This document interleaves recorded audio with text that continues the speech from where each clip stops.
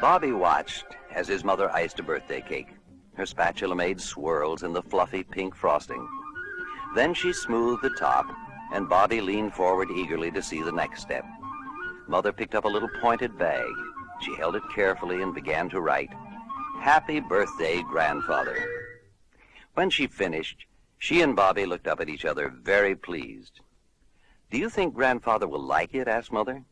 "Oh, yes," replied Bobby. "It's pretty on the outside and chocolate on the inside. He'll like it all right." "Please hand me the candles," said Mother. "We'll put them on the cake." "I think they should go around the edges," suggested Bobby. "Can't you make some little doodads with your pointed bag? Then we can squash the candles down in the middle of them." "You mean candle holders?" "Yes, that's a good idea," said Mother. "Here, I'll mark the places, and you squeeze the bag ever so gently." Bobby squeezed out one candle holder, then another and another. Some were bigger than others. Some were too close together. But Bobby knew his grandfather would not look for mistakes. As they pushed in the candles, Bobby remarked, "Isn't it nice having Grandfather live with us? He's always ready for a talk or a walk or to come watch when I ask him." "Yes, it is nice," said Mother, looking up. "There's happiness wherever he is. He finds joy in everything around him." "Jimmy's grandfather isn't like that. Now, Bobby, we mustn't say anything against other people. They may have a good reason for being the way they are. Instead, let's be glad that your grandfather is such a good friend of yours. That's what he is, too, my good friend. He likes to hear about everything I do. He'll come watch while I climb a tree, or play ball, or skim rocks across the lake. And yesterday, when I had to go to the store for bread, he must have heard me say I was going. He closed his book and got right up and asked if I minded if he came with me. I told him, of course not." Bobby's mother began to clean the kitchen and put away the flour and sugar. Bobby scraped the mixing bowl and licked the spoon. "Say, Mother, what are you and Daddy giving Grandfather for his birthday?" "We're giving him a book of crossword puzzles and a new jacket." You'll keep it a secret, won't you?" asked Mother. "Oh, yes," Bobby answered quickly. "I want to give him something, too. A gift of my very own, but what can it be? It must be very special." "Do you have any money left from raking the yard, Bobby?" "1/4, but I couldn't buy much for that." "You could buy a nice birthday card," suggested Mother, who was finishing up.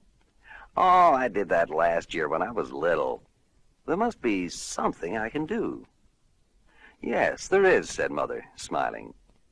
"You can give him a love gift." "A love gift? What is a love gift? Does it cost more than I have?" "A love gift is one that is given because one person wants to show his love for another. It doesn't cost money, but it does cost time and effort. That is more valuable than money," Mother explained. "That sounds great. I don't have much money anyway. I do want to show Grandfather how much I love him, but what can I do for him?"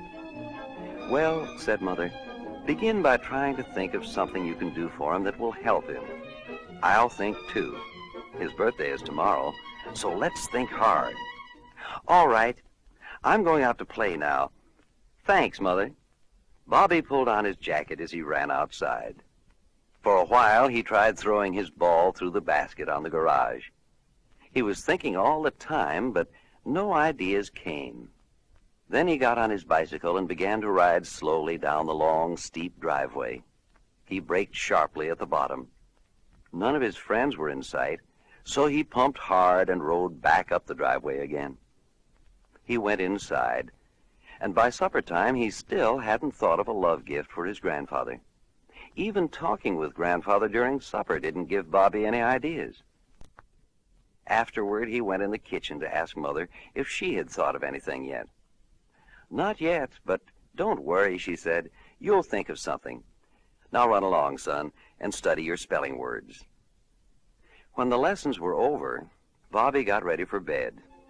As he kissed his parents goodnight, he said, "We know a secret, don't we?" As he hugged Grandfather, he said, "You'll find out what it is tomorrow. Part of it is even secret from me. Good night. I love all of you." Bobby lay in bed, trying to think of a gift for his grandfather, but his eyes wouldn't stay open. Soon he was fast asleep. The morning of his grandfather's birthday arrived. Bobby dressed quickly. He wanted to ask Mother if she had thought of an idea. But when he walked in the kitchen, Grandfather was already there, so he couldn't ask. Grandfather was putting on his big overcoat so he could walk down to the street and get the morning newspaper out of the mailbox. Bobby watched his grandfather from the window as he slowly walked down the driveway.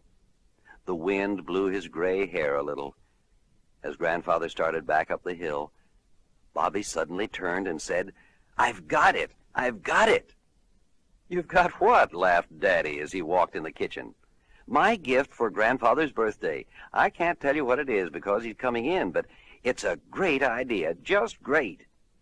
Grandfather came back inside after he got the paper. Some of the cold air came in with him. "Well, I feel a year older, or else that driveway is longer and steeper than it was yesterday." Bobby's daddy and Grandfather talked about the day's news. Mother finished putting breakfast on the table. On the floor beside her chair were the two presents, wrapped in bright paper and ribbons. When Bobby's family celebrated birthdays, the one with the birthday opened his gifts at breakfast. In this way, the gifts could be enjoyed all day. At supper, he cut the cake. Usually, friends and relatives came for supper. All the family held hands while asking the blessing. Then they quickly ate breakfast, so there would be time for opening gifts before Bobby left for school and his daddy left for work.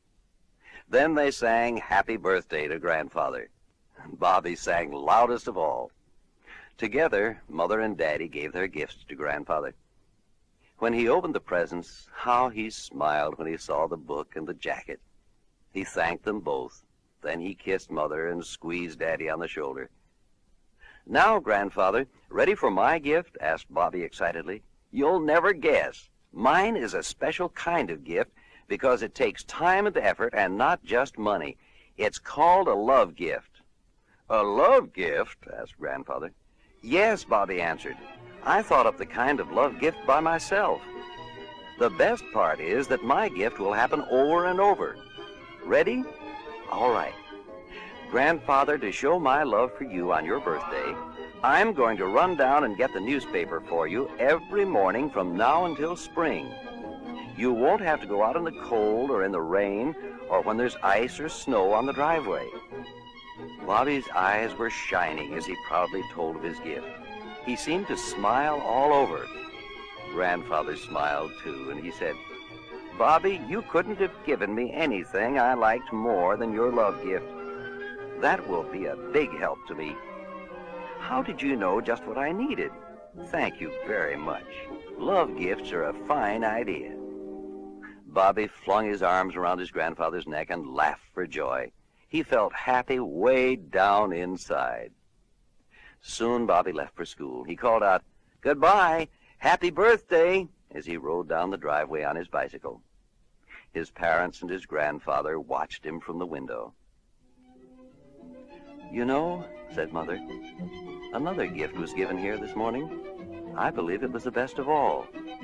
It's the gift Bobby gave to himself."